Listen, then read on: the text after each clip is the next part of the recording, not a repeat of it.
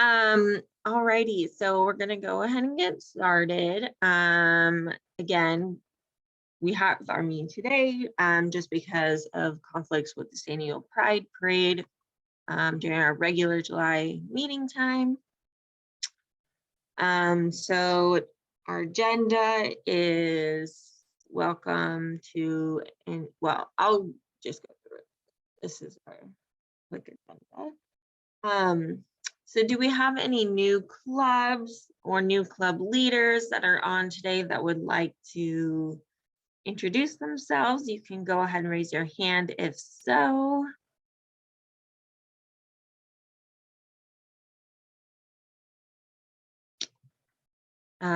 I see Zenith. Let me ask you to unmute. Well, actually, you should be able to, but Zenith, are you there? Yes. Hi, Cody. Hi, everyone. My name is Zenith Khan, and I'm representing the American Pakistani Democrats of San Diego. We are a club that was newly chartered earlier this year, and I am the secretary of this club. And yeah, this is my first meeting among the council of clubs, so I'm excited. And yeah, nice to meet you, everyone, virtually. Great, thank you. And Zenith and Michelle Caverty are also two of our newest club development committee members as well. I think we announced that last time. Any other new clubs or new club leaders?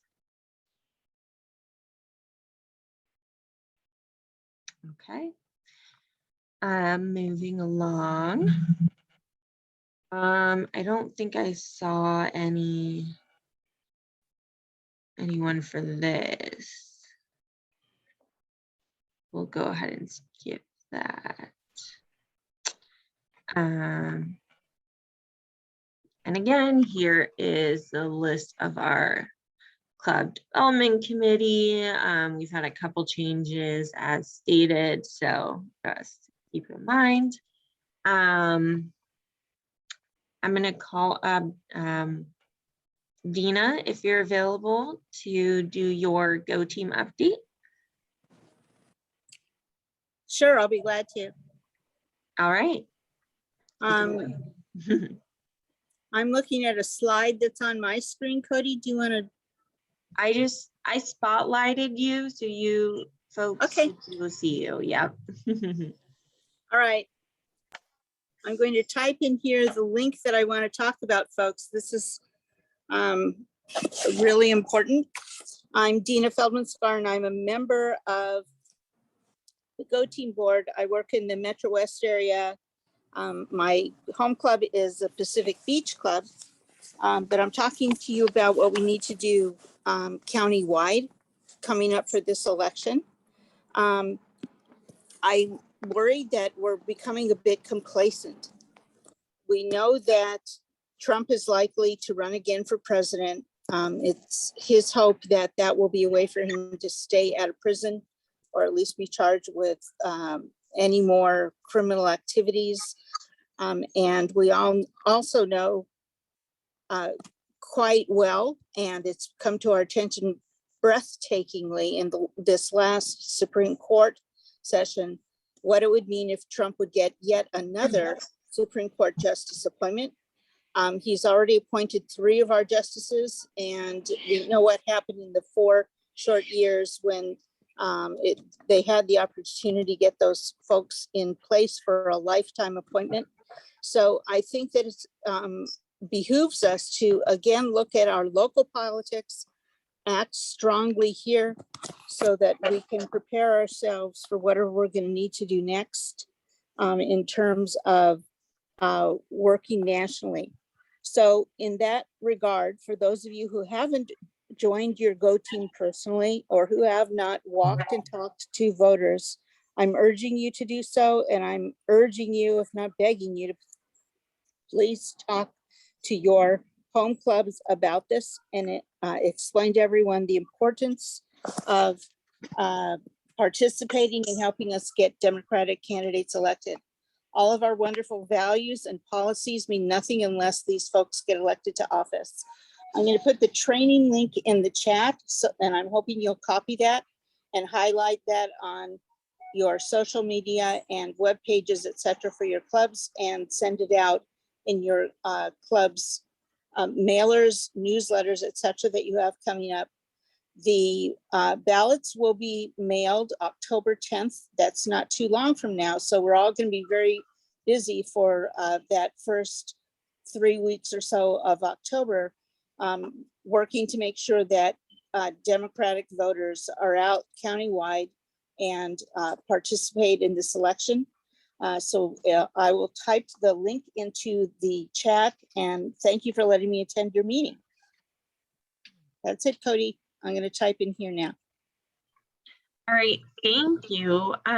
Did anyone have any questions for Dina before we move forward? I think I saw Tom's hand up, but you lowered it.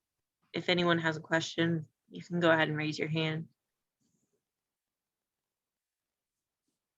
Yeah, I did have my hand up for a minute. Nice presentation, but I did want to say that we're not becoming complacent.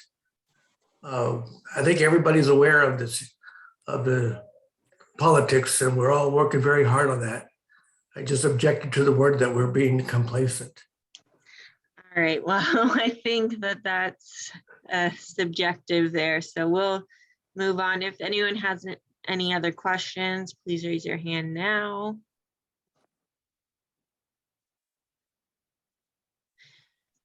All righty. Well, thank you, Dina.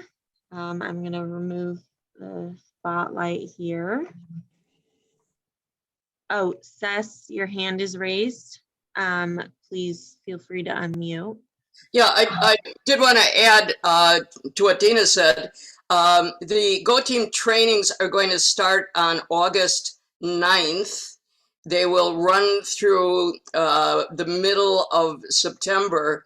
So now's the time to please let your club members know about signing up for Go Team trainings. So it's starting really soon. And so please get the word out.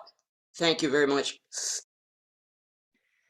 All right, thank you, Sess. All right, anyone else before we move forward?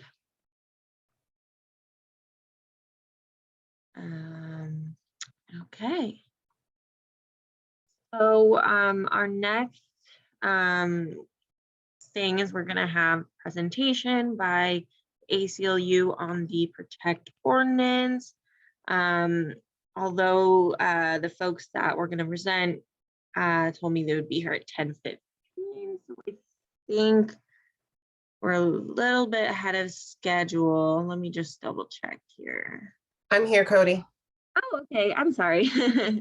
Okay, so I'm gonna, you have a PowerPoint or slides to share, right? Okay, I'm gonna make you a Yes. co-host, and you can go from there.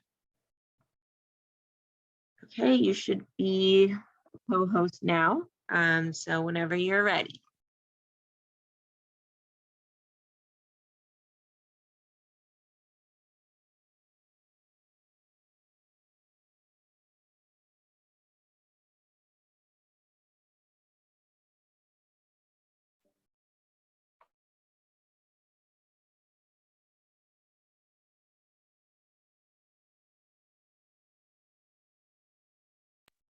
Okay. You all should be seeing my screen now. Yes. Great. Good morning. My name is Christy Hill. I am with the ACLU of San Diego and Imperial Counties. We are a member of the Coalition for Police Accountability and Transparency.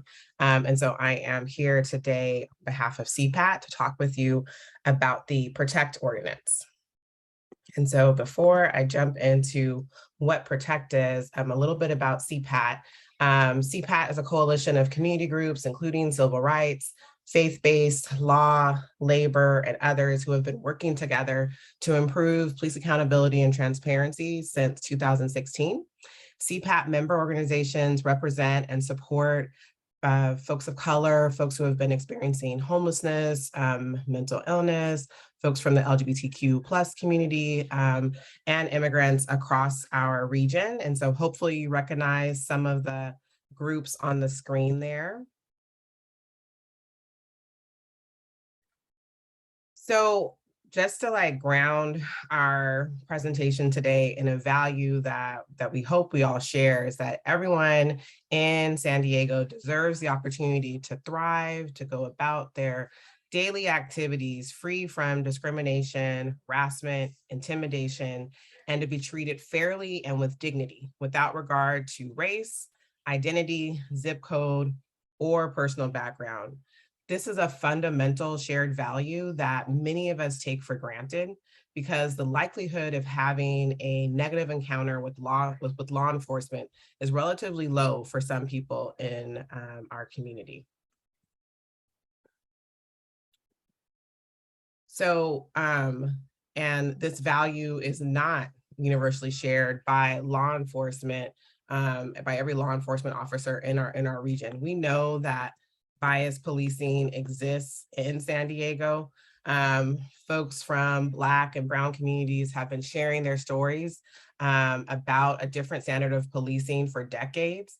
On the screen, you see headlines that provide a glimpse into the lives that have been harmed by bias policing. Columbus White was wrongfully pulled over and accused of being on probation or parole, so police could search him without probable cause. The situation escalated when an arriving backup officer used unnecessary force on the person recording the stop. Both were cited and released.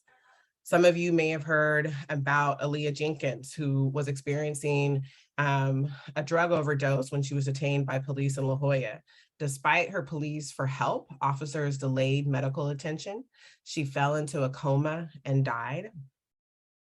And then just in the past year, analysis by the Voice of San Diego, found that despite searching Black people more often, SPD was less likely to discover contraband as compared to their searches of white people.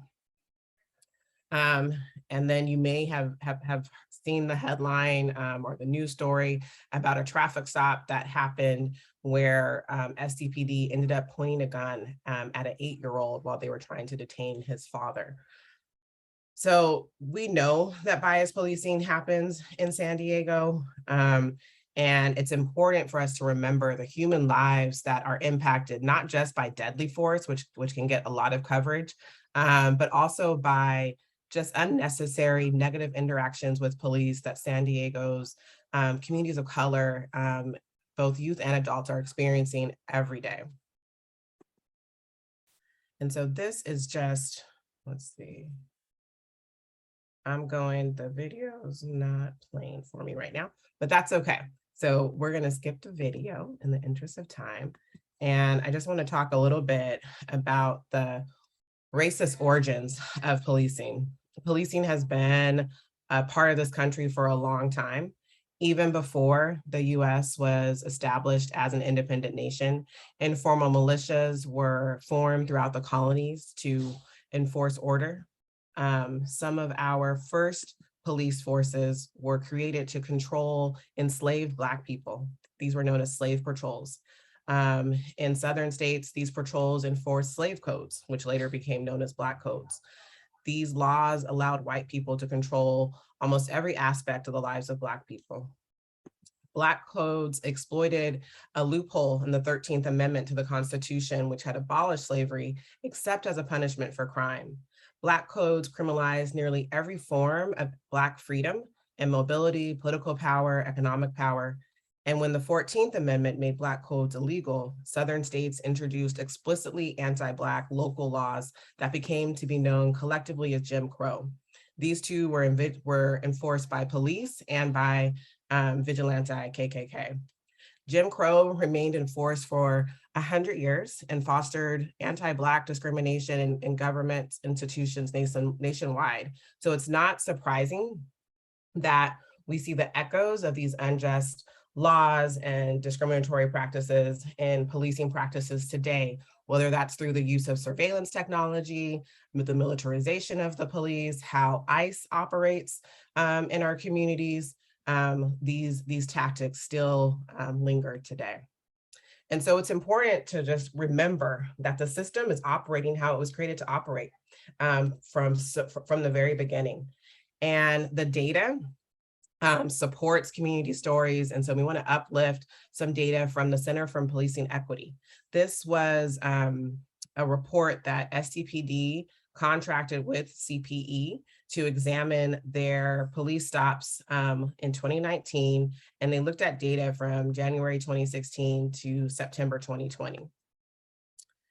And so what they found is what every other report before it showed, that there's a different standard of policing for certain groups, and it cannot be explained with the usual police rationale like neighborhood demographics.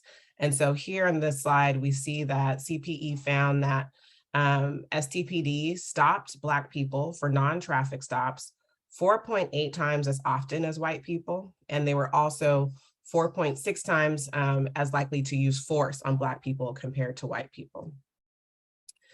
The most common reason for traffic stops were moving and equipment violations. Black people were more likely to receive equipment violations. During traffic stops, Black and Latino people were less likely to be cited than white people, more likely to be arrested than white people, and more likely to be released with no arrest or citation. And so again, these types of interactions happen on a daily basis. And so CPE was one of the more recent reports in a long line of reports. The policing practices of STPD have been studied for literally 20 years. Since 2002, there have been reports that have come out that finding that racial disparity exists.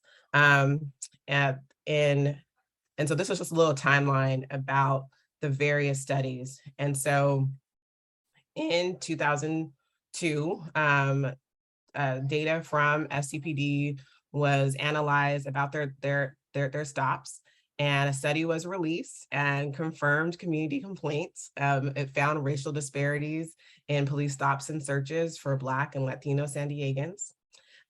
We fast forward 14 years later, and the Racial Identity Profiling Act, RIPA, goes into effect. And this requires law enforcement agencies to collect and report detailed stop data to the State Department of Justice. The RIPA board released their first report in 2018. And this is also when SCPD and the sheriff began collecting data, was in 2018. The STANDAG report was released looking at arrest data in 2018, and it found racial disparities. In 2019, the Citizens Advisory Board, which is an advisory board for the city of San Diego that provides advice on police practices, recommended policy changes, including a moratorium on police stops. That was never acted on. In September, as we just discussed, of 2019, CPE contracted with STPD to look at data. Also in 2019, Campaign Zero released a report. Campaign Zero was contracted by the ACLU to analyze STPD's policing data and found racial disparities. Voice of San Diego, same year, 2019, finds racial disparities. NBC in July 2020 reports a spike in racial profiling complaints and also finds racial disparities in arrests and citations. In June of 2020, KPBS looks at police use of force, finds racial disparities. So you see the trend. There has been report after report that has looked at SCPD's practices and found what community members have been saying for years, that there's a different standard of policing. And so in 2020, In the summer of 2020, we all remember the brutal murder of George Floyd. And around the world and across the nation, including here in San Diego, people protested police violence and the anti-Black systemic racism that we saw in institutions. And so CPAC responded to the moment with a package of policy solutions that we had been advocating for years. And this package was called Police Accountability Now. It was developed with input from folks who have been impacted by over-policing, as well as based on national research and best practices. And we wanted to bring that forward in summer 2020 because we saw our local electeds, rushing to ban the carotid restraint or chokeholds. But that wasn't enough to say that you were just going to stop choking people. And so what PAN offers is our recommendations to decriminalize low-level offenses, to divest from police budgets, to fund non-law enforcement alternatives to address community needs, to establish independent community police oversight boards, and to implement the full vision of AB 392, the California Act to Save Lives, by implementing robust de-escalation and use of force policies. And the last recommendation is to pass PROTECT. And PROTECT stands for Preventing Over-Policing Through Equitable Community Treatment. And PROTECT will, in short, end pretext stops, or seeks to end pretext stops and stops for equipment violations, and limit and raise the standard for when police can stop and search people by requiring probable cause for these stops and searches. And so this slide just says what I just said. PROTECT will also require SCPD officers to explain the reasons for a stop and document those reasons in detail. And it will also allow for accountability when officers violate PROTECT provisions by giving the city attorney discretion to bring misdemeanor charges. So PROTECT, again, is informed by people that have been impacted by these types of discriminatory practices, and also other best practice sources. And so why do we need to pass PROTECT? Because San Diego can be a leader and proactively address these policing practices that have been used and historically and currently in a discriminatory manner. It also aims to reduce police interactions that research and community experiences show have no public safety benefit, but are humiliating, degrading, and dangerous. So all of our community will benefit from this ordinance. So right now, PROTECT, Council President Pro Tem Monica Montgomery Stepp has agreed to champion PROTECT. Last summer, she sent PROTECT for legal analysis. It is still currently in legal analysis. It was added to the PSLN's work plan this year. And so we still expect it to come before the PSLN committee sometime this year. And right now, we're trying to raise awareness in the community, which is why I'm here this morning. Thanks for having me to talk about PROTECT. We would love if your DEM clubs could sign on in support. We also have a petition, and I'll drop those links in the chat shortly, that we would love to have folks sign. And there's also opportunities to email your council member, call them when they're back from recess to show up to hearings to give either non-agenda public comment or speak in favor. And so with that, I will stop. Hopefully I was not overboard. I'll just leave this this last slide, which is about just acknowledging that even if your experience with the police hasn't been one that you saw reflected in this slideshow, it doesn't mean that it hasn't happened to other folks. And so to keep in mind that your worldview may be different than others. And so with that, I will really stop. Great, thank you. If you have time for questions, I see a couple of hands raised. Marty, you should be able to unmute. There we go. You'd think after all these years, I would know how to work a microphone. Anyway, hey, Christy, thank you. And thank you to the Center for Policy Initiatives for continuing this effort to bring to light the problems with law enforcement. Somebody asked if how the Sheriff's Department compares, and they're about the same.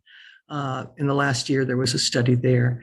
As you know, because you were part of that bigger circle, that I was the one who pushed for that 2016 study when I was on the San Diego City Council. And we actually had to publicly embarrass Mayor Faulkner to release the report to the public.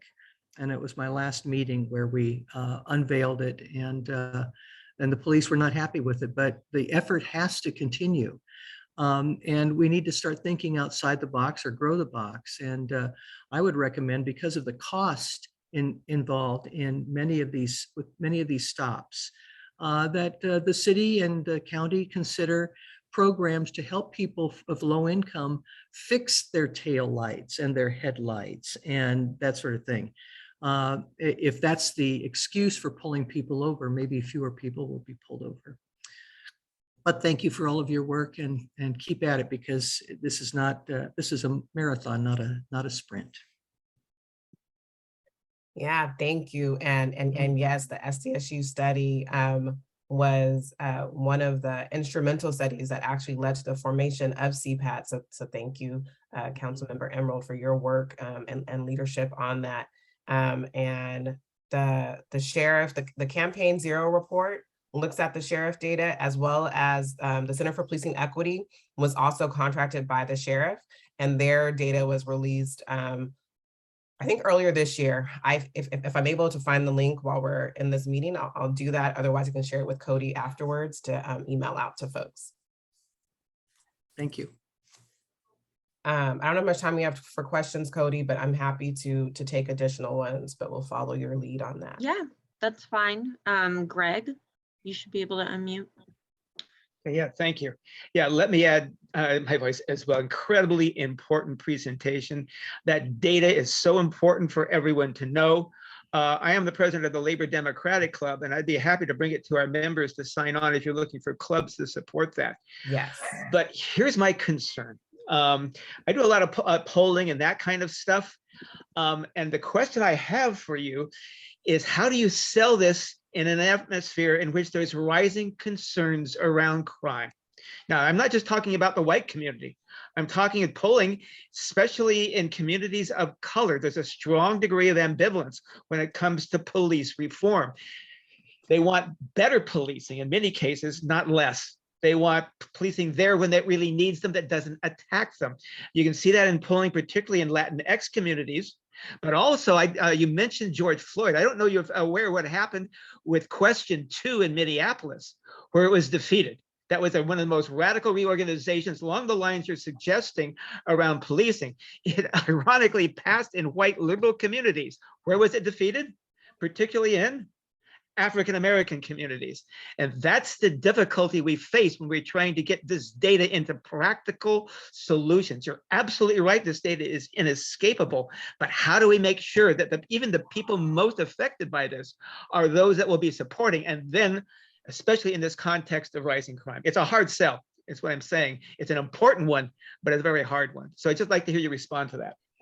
Yeah, no, advocacy around policing in general is just hard, right? And there's lots of reasons for that. But the rise in crime, what we are finding is, the police are on a campaign to end Protect. They do not want Protect to come before the committee. And so they are on a scare campaign. They have been going to town councils, starting in our coastal communities here in San Diego. Really lying, like spreading misinformation, spreading lies.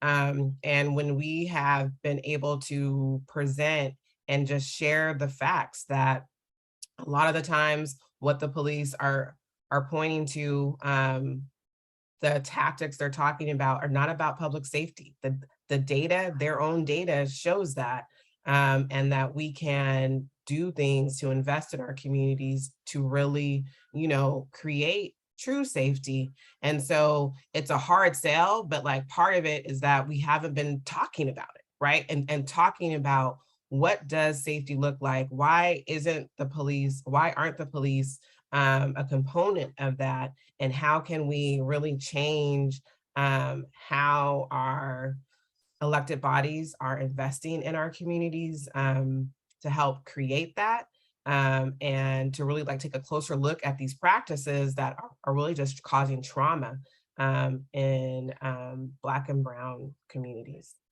So agree that it's a hard conversation, but we have to engage in the conversation. And so this is why we are, showing up to spaces on Saturday mornings, and trying to get the word out in the community. And we are targeting communities of color as well to have those conversations. So thanks for raising that, Greg. Rob, and then Luana. Yeah. For me, part of the frustration is in some circles, we do talk about it, but I want to talk about in Democratic circles, because we're here with the different clubs. One of the things I find is that it's not just a hard sell in diverse communities. It's a hard sell in these Democratic circles. The whole issue of justice and equity discussions are a hard sell in a lot of our circles. And if you can't talk about fairness and equity in an equitable way, then you can't get to the policing part. And I would like to see us couple this with discussions in more diverse communities.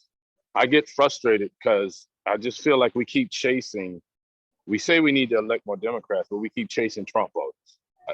That makes no sense to me. And the same thing about this discussion, we also need to bring in more community groups. And I'm just trying to figure out how do we do it, because you have such a small ability to do it because there's only so much bandwidth. So this is more of a frustration point, particularly around what we ought to be doing as Democrats.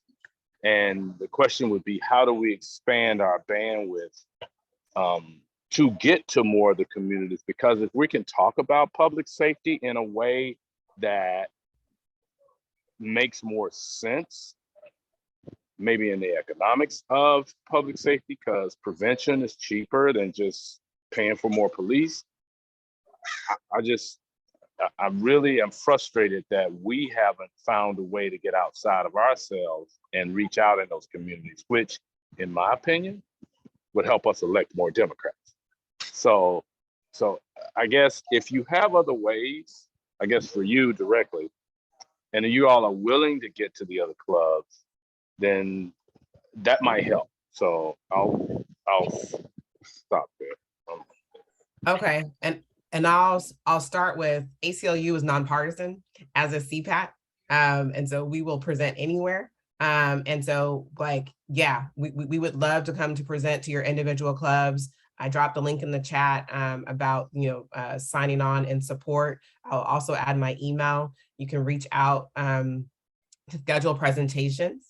That would be really helpful because we are trying to get the word out, and at least for CPAT, and I guess I'll let Cody speak about what the council is doing. At least for CPAT, we are speaking in all over the city of San Diego. So D1 through D9. And obviously we are only have so much capacity, but if there are certain places where folks have connections, I think that this presentation would be good to give there. Just let us know, and we'll try and get a CPAT member there to present. And I see one right now that has her hand raised, Dr. Green. So I don't know, Cody, if you wanted to respond to anything that Rob just shared. Otherwise, yes, I see you unmuted. No, I don't think so, but we can make sure folks get those links and your email, especially for folks that weren't here. So yeah, did you want to take another the question Yeah, so for Dr. we'll do Luana and then Yeah. Dr.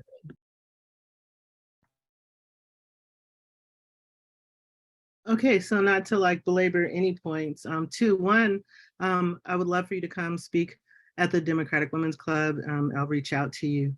But on a broader scale, I think I would encourage the unpacking of the data because, you know, as a researcher, I know that data and statistics can be presented to tell whatever story you want to tell. And if the story you want to tell right now is that there's a rise in crime, there are so many crimes on the books that can be recorded and documented in order to make those statistics tell the story you want to tell.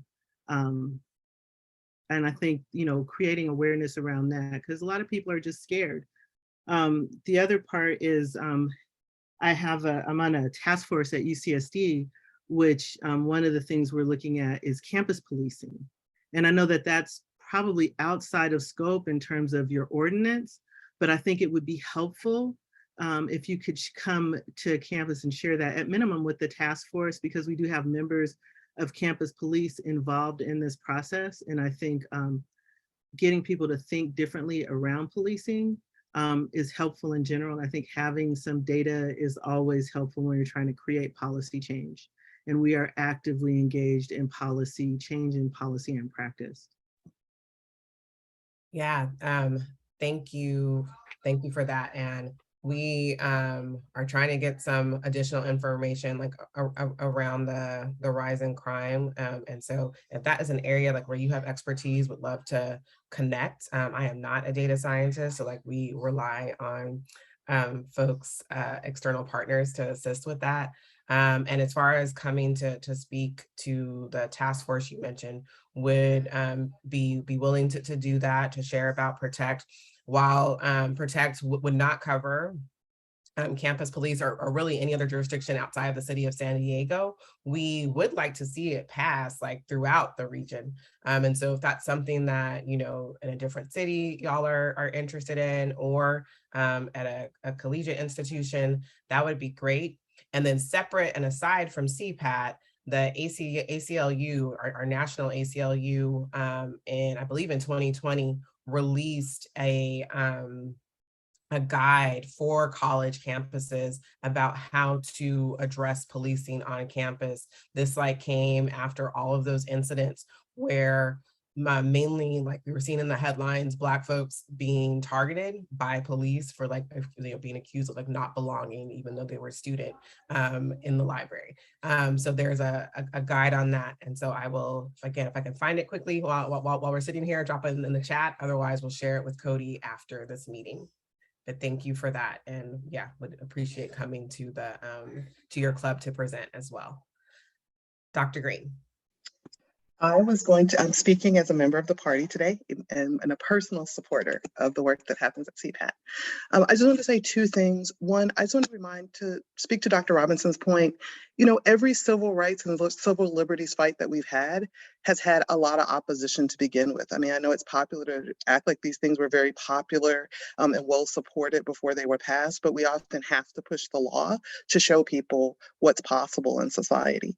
And then the second point I wanted to make is that while obviously those presentations are most important to clubs that are inside the city of San Diego, as a party, we often support candidates, even if it's not where we live, because we believe in these values. So I think it's important for people to recognize that they could also use that political support as part, you know, this is another way to use that by reaching out to people that they've donated to or volunteered for, even if they don't directly represent them, to let them know this is important to them. Thank you. Thank you. Paula. Thank you, Christy. My interest is usually more with the reasons for all of this, because we can put laws and policies into place, but what do you see as the real reason for this kind of discrimination? Is it implicit bias, or is it just years of tradition and policies that don't address that? It's racism. And so like the, again, like, you know, that's why we share that racist origin slide. Like how it's operating is how it was envisioned to operate. It was envisioned to control the movements, the lives of Black people. And we see that that the biggest impact is on Black members in our community. And it's also impacting other groups of color, other groups like the folks from the LGBTQ community, folks who are perceived to have a disability. Like, it's operating to impact those groups that are not white. And so that's like the simple and like true and the honest answer. And so we have to address, we can't train our way out of this. We can't fund our way with more police because the system is the system. So we have to change the tactics and policies. And so that is what Protect is focused on. We are focused on addressing what we see happening in our communities, what we see the data telling us that Black people, Latino people, folks from the API community, folks who are from the LGBTQ community, folks who are perceived to have a disability, those folks are being stopped more. Those folks are being searched more. Those folks are having force used against them more. Those folks are having more interaction with the police. We're saying we need to reduce that. We need to change that. And so that's what Protect is targeting, is that. Do you have any ideas though about how to change the attitudes that bring that on? I do not have Okay. about how to change the attitudes, right? Like I want to change the interaction. I want to eliminate the interaction, right? Like we have tried for years, right? Like, oh, we're going to do implicit bias trainings. Like, there has been money directed to that for years. It has not produced a change. Like, you saw that slide with the studies. Since 2002, we have the data showing that there is a different standard of policing for Black and brown folks. It is not creating safety in those communities, right? And so we have to change. Thank you, Chris. That's what Protect is about. So Okay. thank you for your question. You're welcome. Any other questions? Well, my email again is in the chat. Would love to come to give a presentation to your group. If I don't know if the Council of Clubs takes stances as the Council of Clubs, but if that is a possibility to get the endorsement of this group, and then we can also let you know of ways to get involved, but reaching out to your council member, to the council members, all of them, and the mayor, to let them know that your group or groups support Protect is really important. They need to hear that even their base, right, supports Protect and wants to see it enacted. So with that, I'll pass it back to you, Cody. Yeah, thank you. And again, I will share this information in the chat, so don't worry about that. Oh, Marty's hand is raised. Do you have a Yes, question? I just wanted to mention, I see that you are farming out, signing up clubs around the county, and I'll be in touch with you, Christy, to see if we can schedule something before the end of the year. And let's work on solutions, okay? Yes. Thank you for your presentation. It was terrific, and all the best to you. Thank you. You as well. Wonderful, Christy.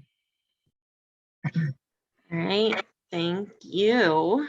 Okay, so moving along. Let's see. Bring back up my PowerPoint. Okay. Okay, so today we're gonna have a brief overview because there's so much to social media, but what I think is going to be the most helpful for our clubs, and this is being recorded. I will get it up as soon as I can, but it takes quite a bit of time for all of that to happen. So bear with me, but for those that are on today, we're going to be focusing mainly on a few social media platforms because there are a lot. So with that being said, we're first going to do a quick poll here. Let me see. All right. Poll launched. Please go ahead and fill that out. It is multiple choice. You can choose multiple.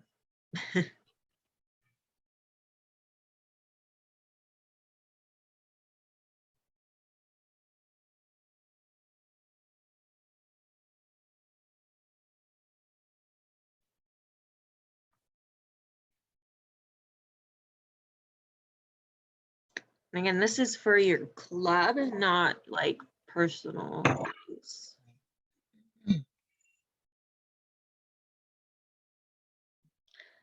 It's like 6 people haven't answered yet, so I'll give it another minute.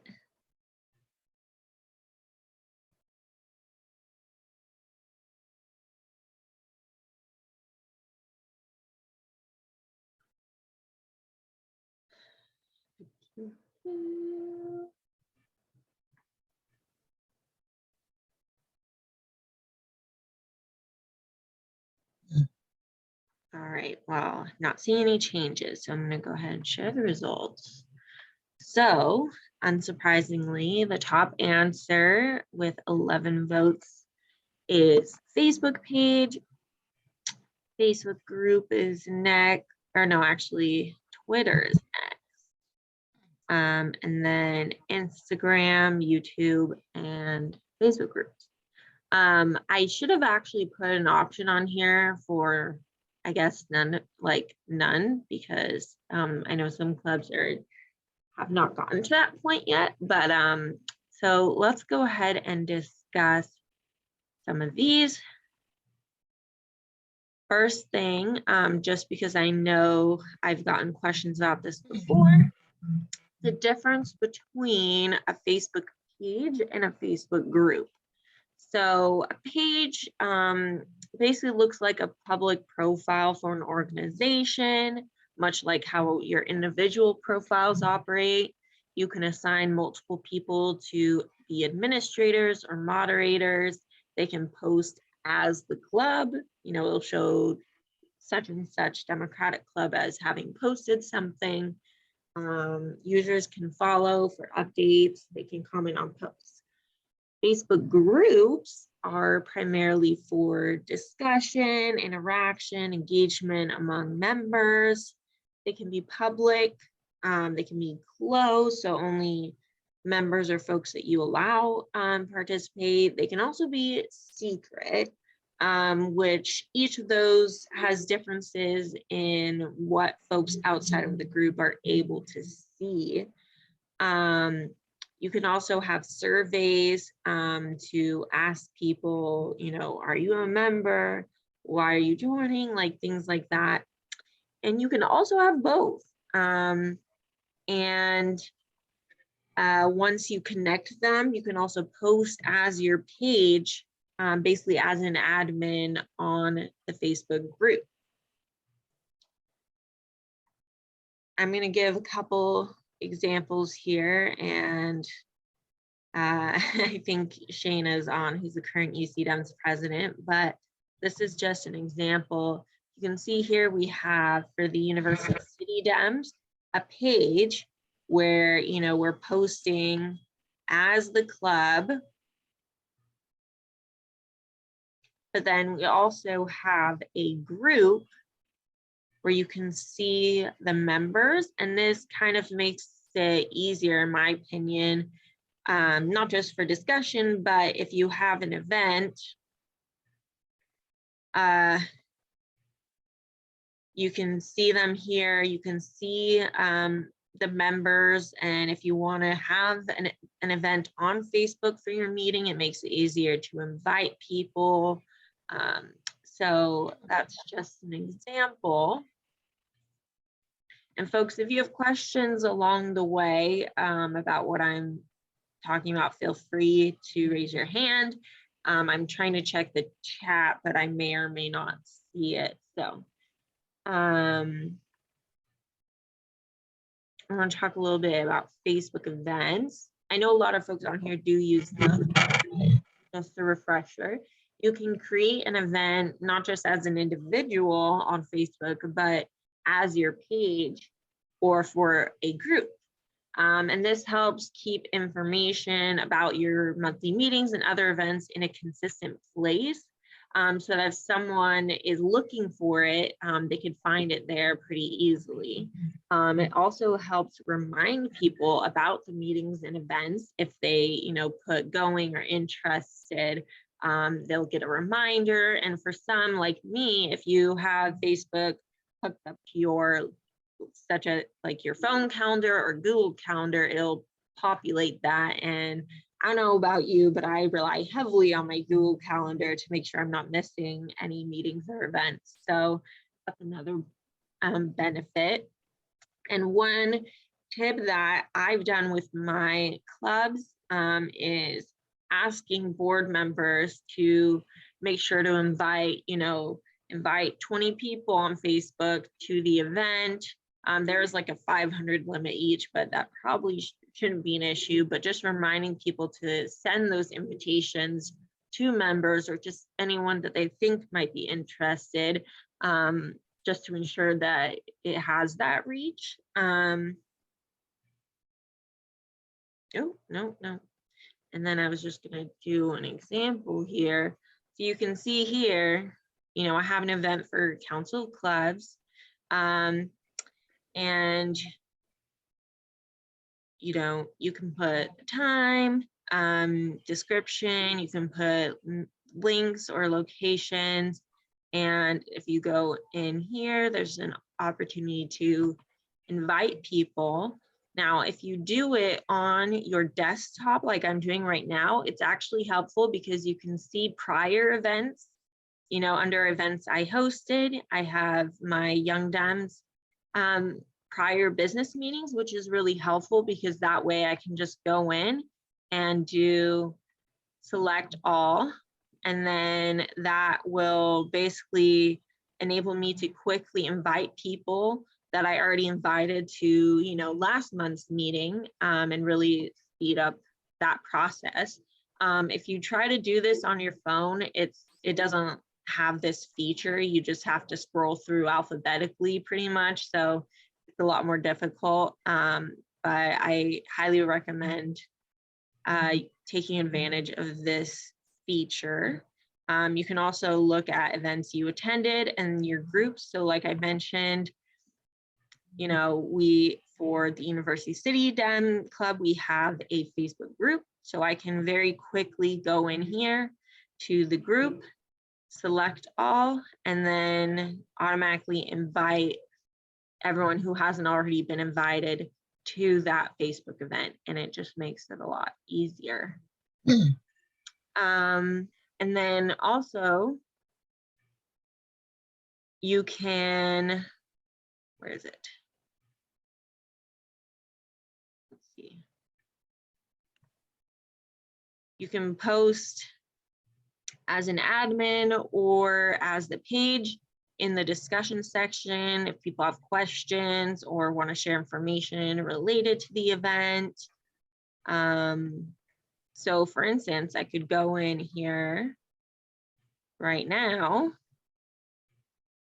see, where's the chat? I could go in here right now. Open my chat here. And I can copy and paste this information about our Protect presentation and can put it in here if my computer will let me.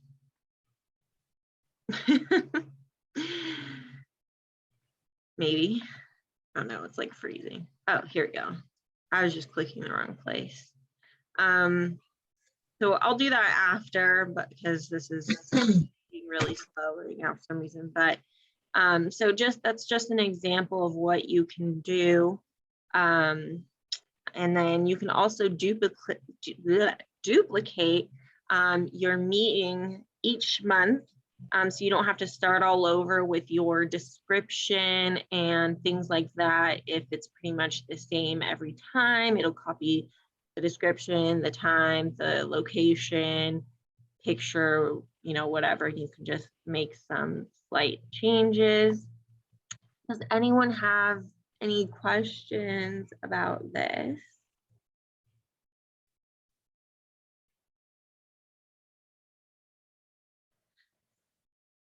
Marty, I see your hand raised. Feel free to unmute. Not a question, but what a very cool idea. Thank you.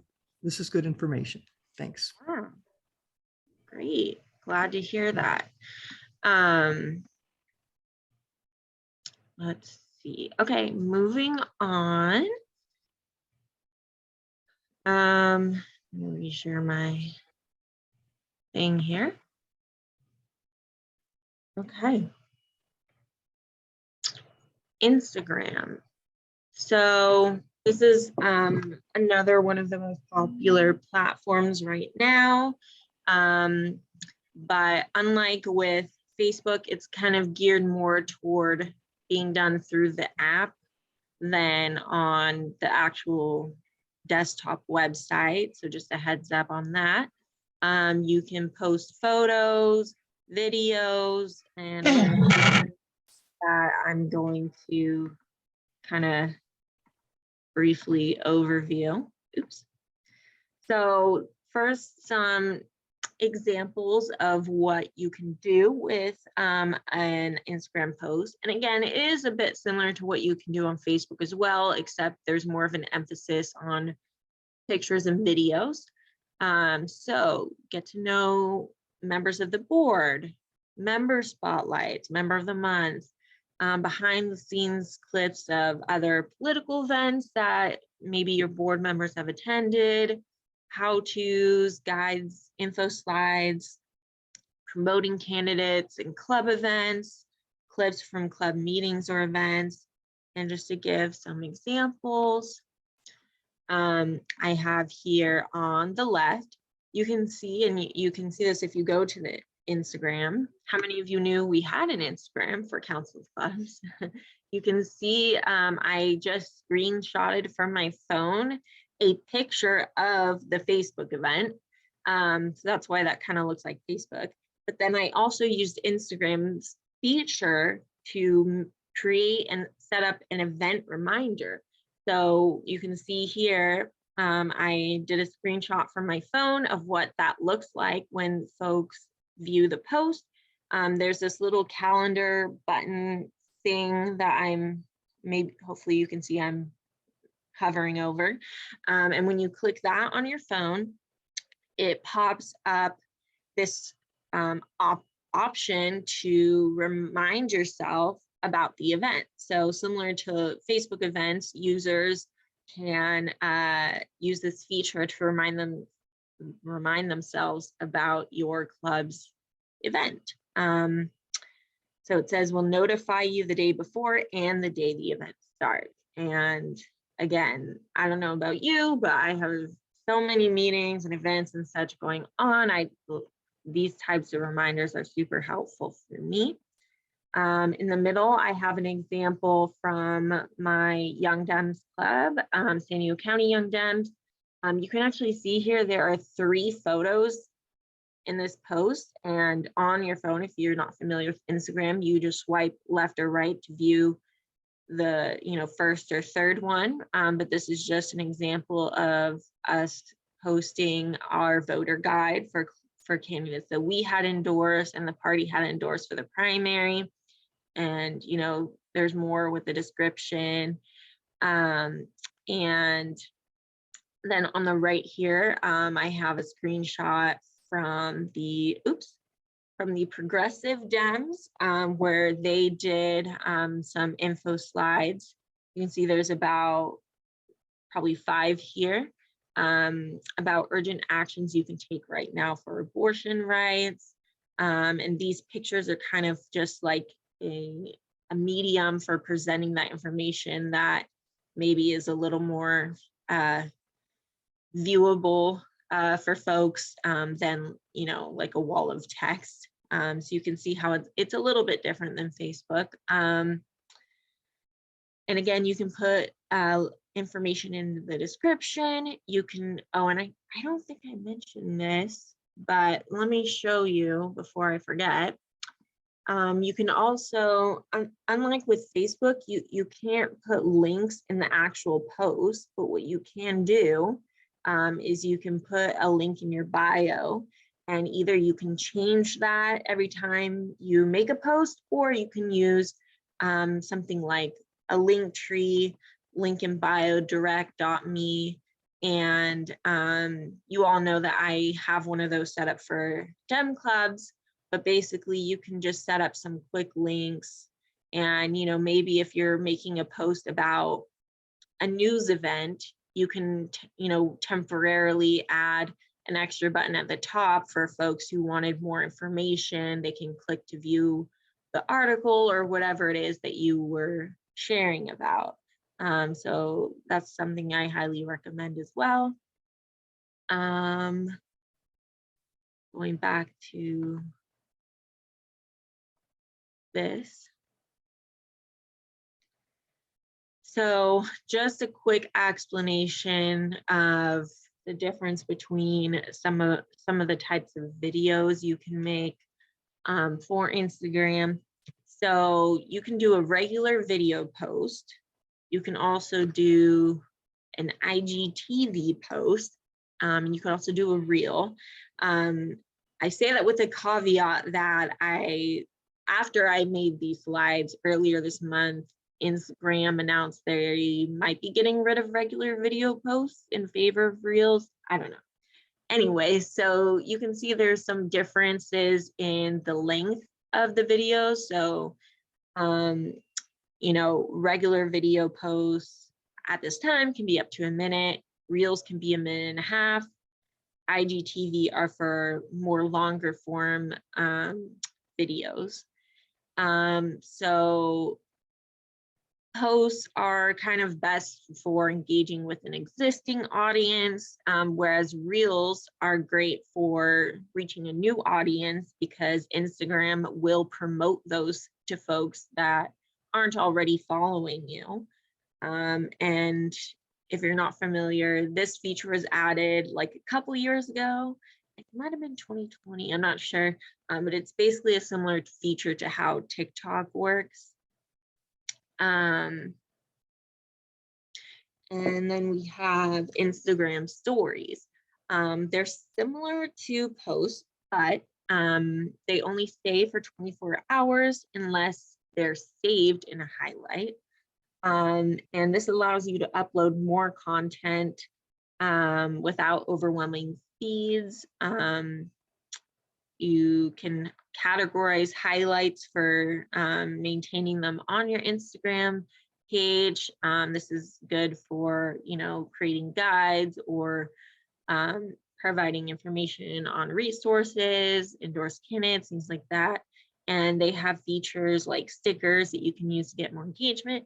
And I will say, you may have seen Facebook has stories as well. It kind of started on Instagram and then they added it on Facebook. So you can actually, if you link your accounts, if you have a club account for Facebook and Instagram, you can post on those simultaneously, but there are kind of less features with Facebook. Some examples of content that folks post on Instagram stories or Facebook stories: polls, surveys, question and answers, and there are what are called stickers that you can use to solicit that feedback in the stories. And I'll show an example shortly. You can put links in your stories, which are good for calls to action. Again, event reminders, behind the scenes, short vlogs, maybe like, if you're at convention and you want to kind of upload those throughout the day for members that aren't attending the party convention. You can share posts from your club members or officers, like if one of them posts about them, you know, canvassing for an endorsed candidate, you can like reshare that. So here are some examples. On the left, you're just seeing the profile for the San Diego County Young Dems, and then below, generally when you view a story, you click on the profile pic. You click on the profile picture, but then you see, and those are only up for 24 hours after you post them. But down below here, where you see all these circles, these are the highlights. So you can see for Young Dems, we chose to label ours, you know, like this: in action, CYD, YDA, which is, you know, the state and national Young Dems, endorsed candidates, sponsors, resources, etc. I don't think that there's a limit, but yeah, so you can do it that way. And then here I have an example in the middle. This is from the Davis College Democrats. They have pretty great Instagram presence. This is a screenshot of their takeovers highlight, which basically, you know, if you have one person kind of manage and post for your club for a day, that's kind of what a takeover is. They have a few in there where each of their board members did a takeover day.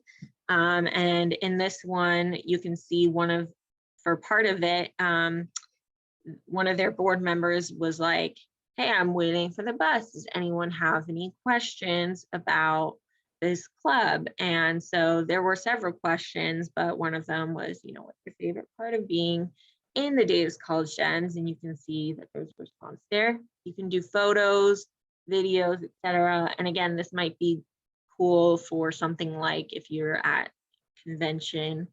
And then you can see on the right, just an example of one of, for SDCYD, one of our popular posts, or well, in general, our posts from convention are usually, you know, pretty popular. This is an example from when we had Bernie Sanders speak at our general session, and I actually recorded this and posted it on our Instagram stories. So that was pretty cool for folks who weren't able to be there. And again, these are just a few examples of what you can do. And then, did I skip a page? No, okay. So there's also a feature called Instagram Live. This is also something that Facebook has, and I think Twitter, but basically they're a little different. You know, they're live streaming. So I know some folks do live stream club meetings. You can do that on Instagram. You can live stream if you're at another political event or rally. And some other cool things you can do are live Q&As. You can do that with your board members. You can do it with a guest speaker, and folks can tune in through Instagram, ask questions and that sort of thing. So yeah, I'm gonna move ahead now. Does anyone have any questions about this before I move forward?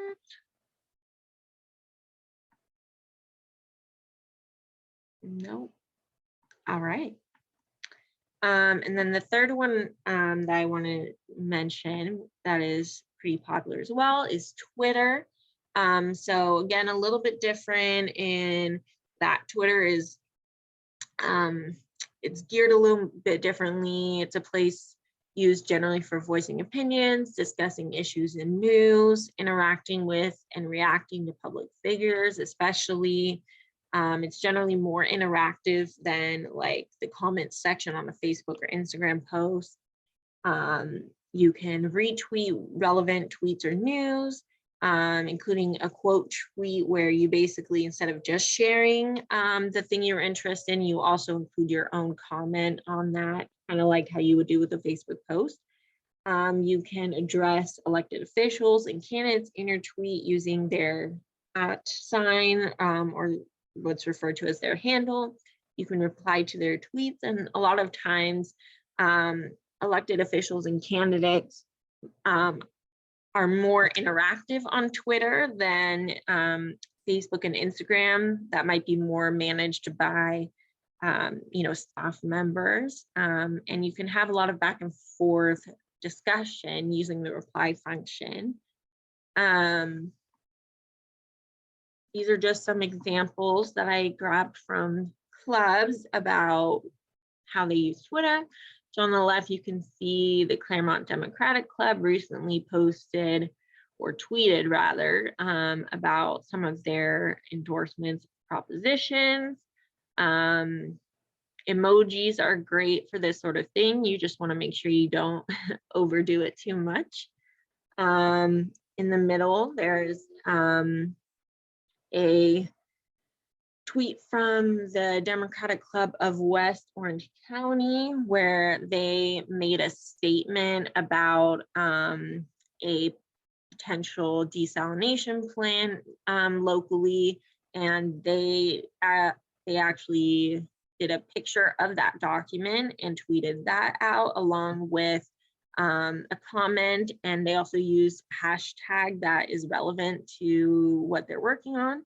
So this is a good example of, something that you can do to spread locally or spread local information.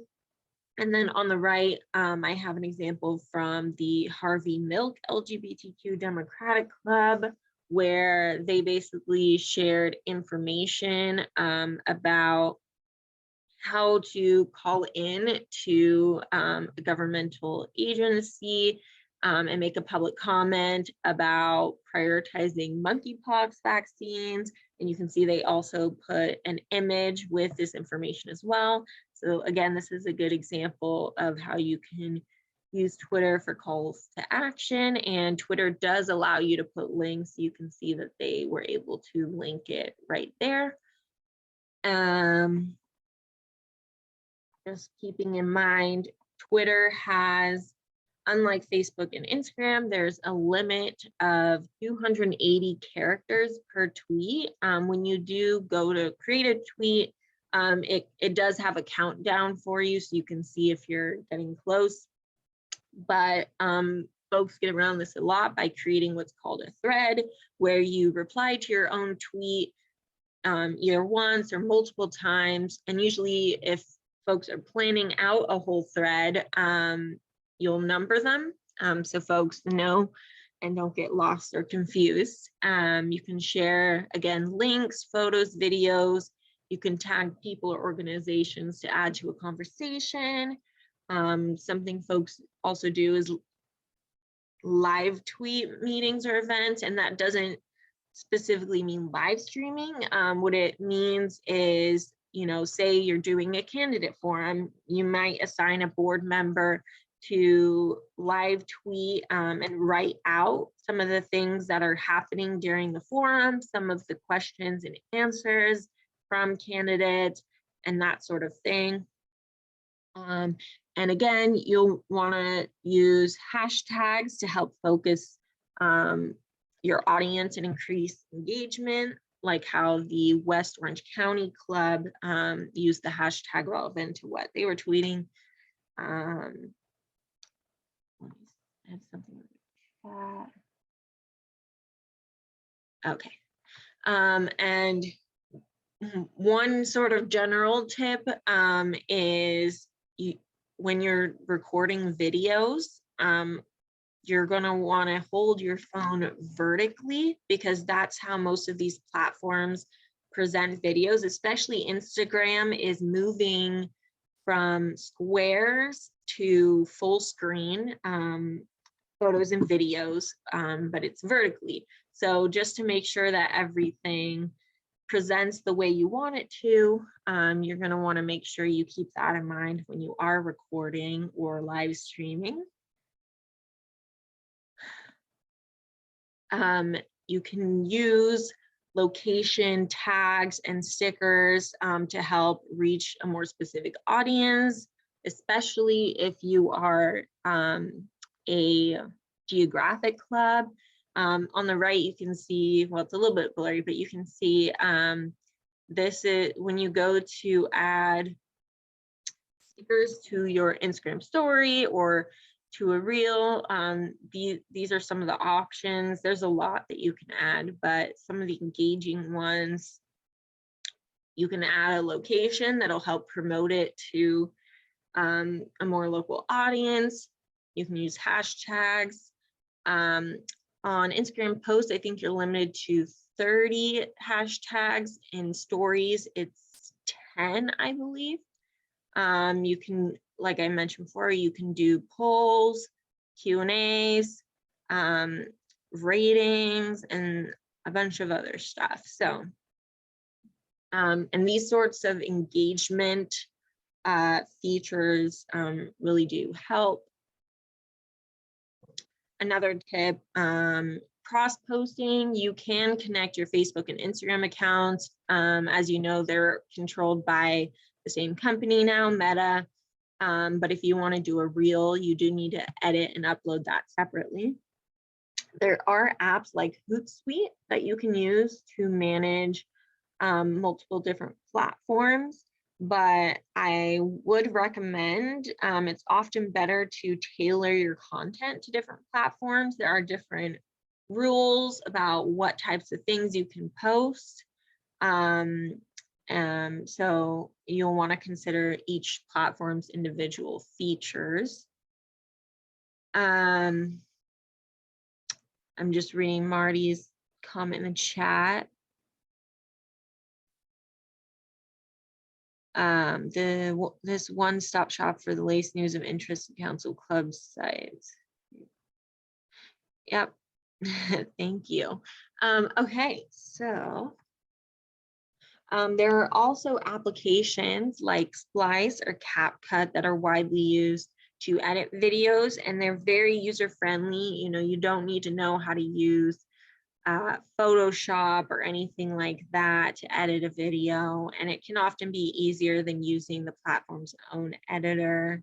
And again, I mentioned, especially for Instagram, you probably want to use something like a Linktree or link in bio to help assist with sharing relevant links, and those will be more user-friendly for phone users or mobile users than just linking your general website. And just some information, I keep mentioning calls to action. I'm sure a lot of you are familiar with that phrase, but in general, these sorts of things can be posted on social media. And some of the main points are you want to make it urgent, you want to use strong language or action words, keep it short and concise, especially for social media, and you want to spark emotion or inspire some type of action. And some of the common ones, especially for social media, are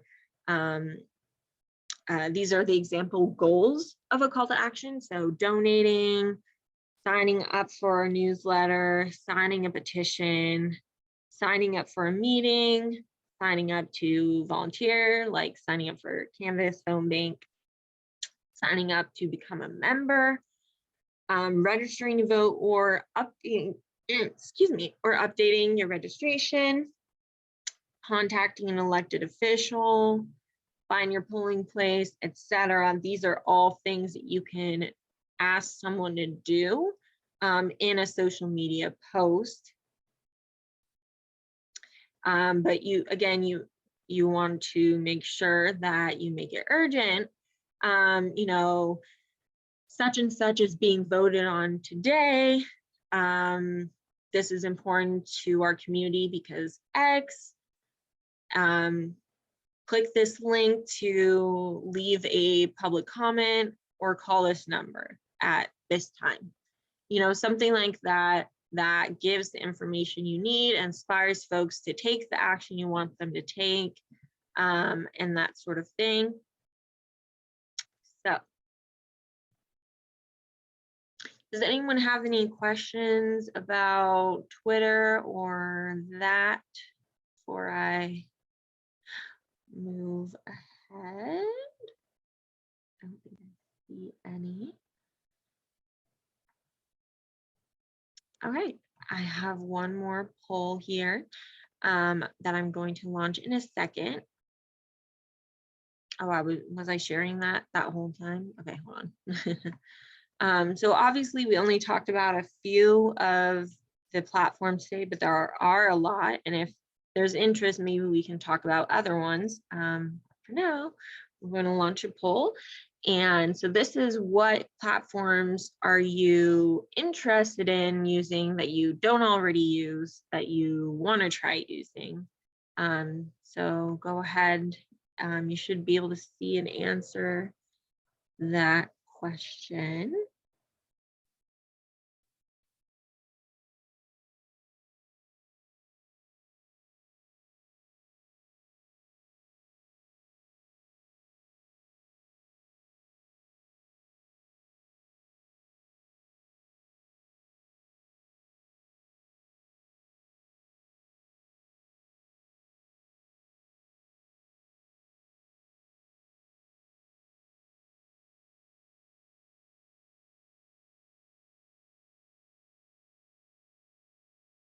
All right, I see most folks have participated. I'll give another few seconds if there's anyone that hasn't filled out yet.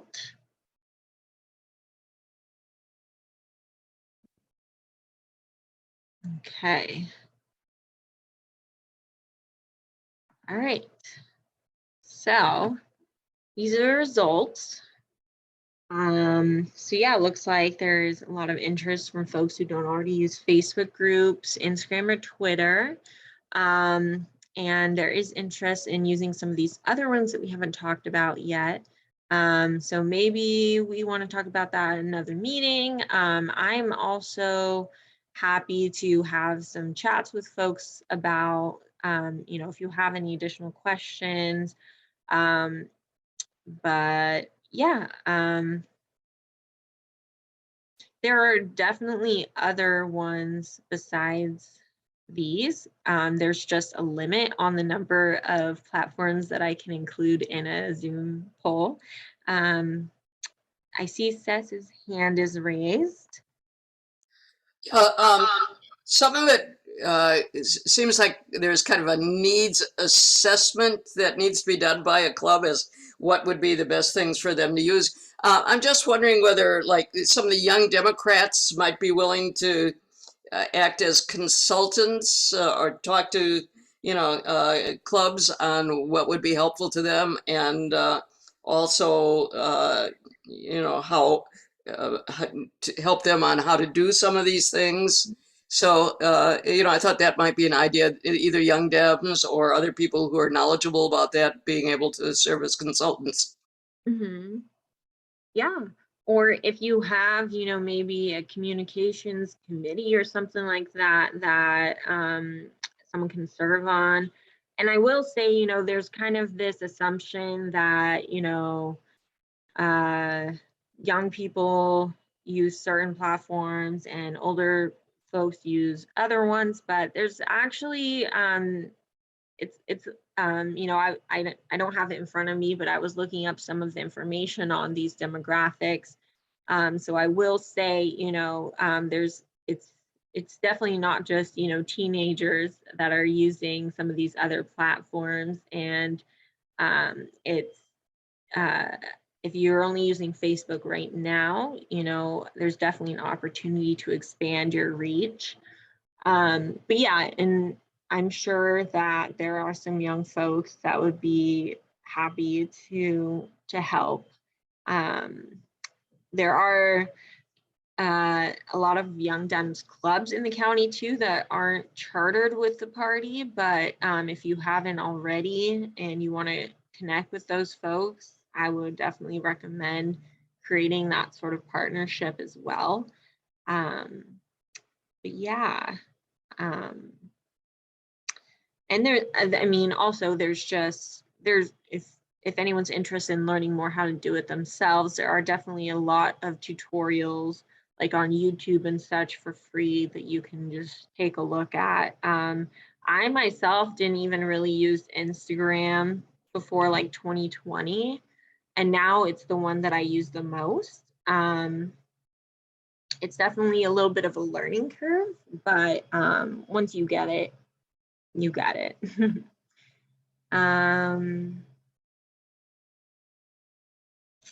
All right, any other comments or questions?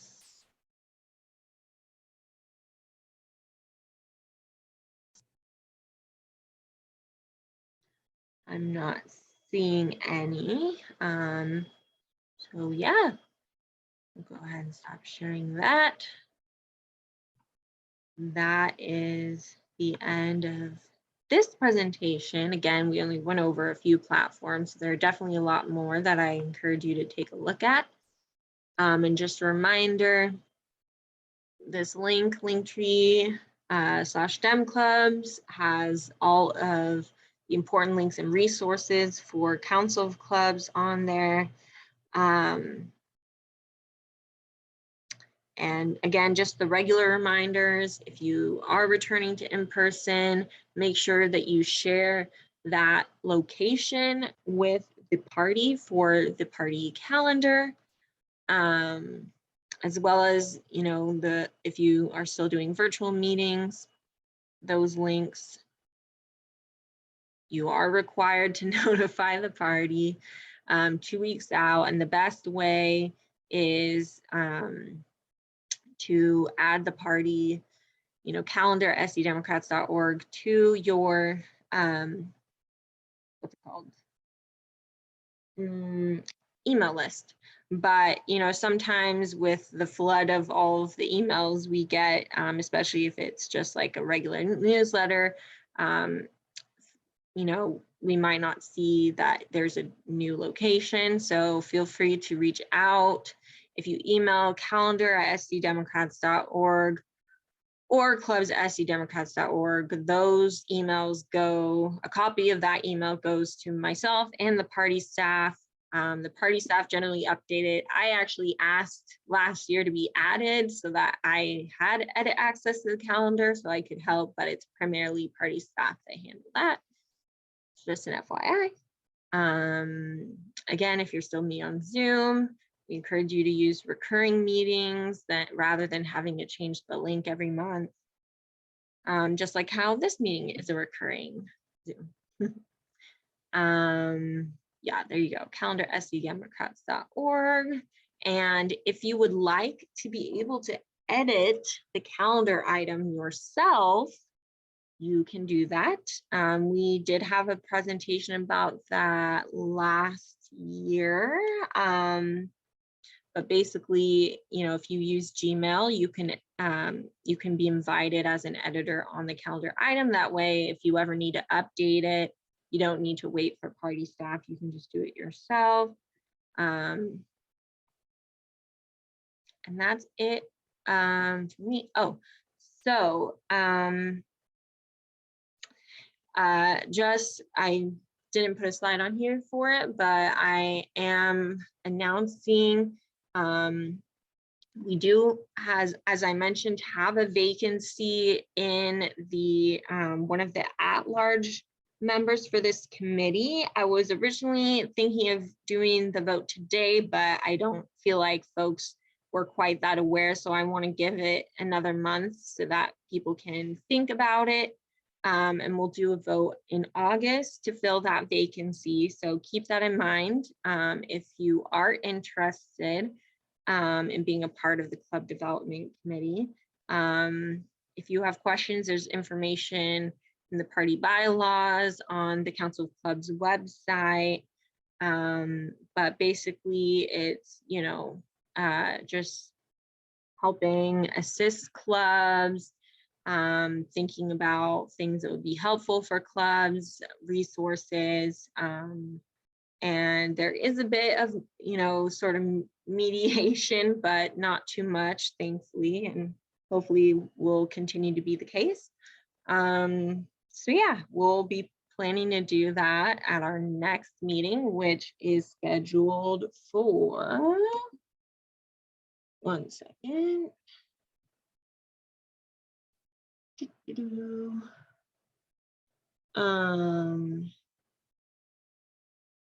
August 20th.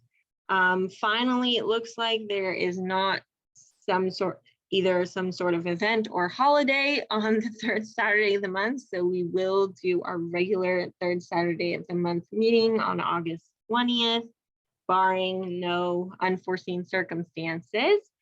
And yeah, now I see Danny's hand raised. Danny, did you have a question or was this an announcement?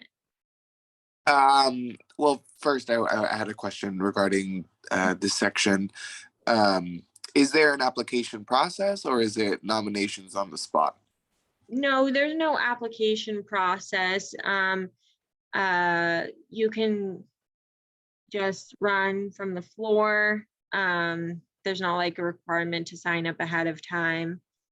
So yeah, but if folks like have questions or something and you want to let me know, I'm happy to, discuss if anyone's interested. But yeah, there's no sign up or anything like that. Thank you. Yeah, for sure. Okay, so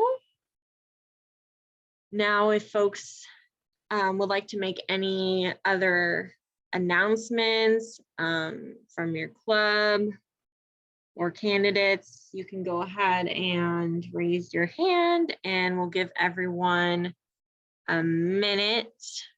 I'm going to share my screen with the timer. Give me a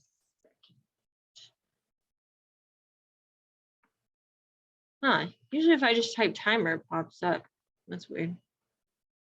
Wow, huh. Well, now I don't know what to do. Usually I just type timer and it pops up. Huh. Hold on.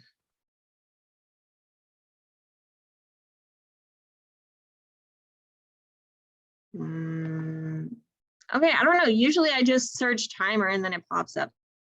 So let's see. Is this Google's messing with me now? Let's just find some random thing. Here we go. Google. Okay.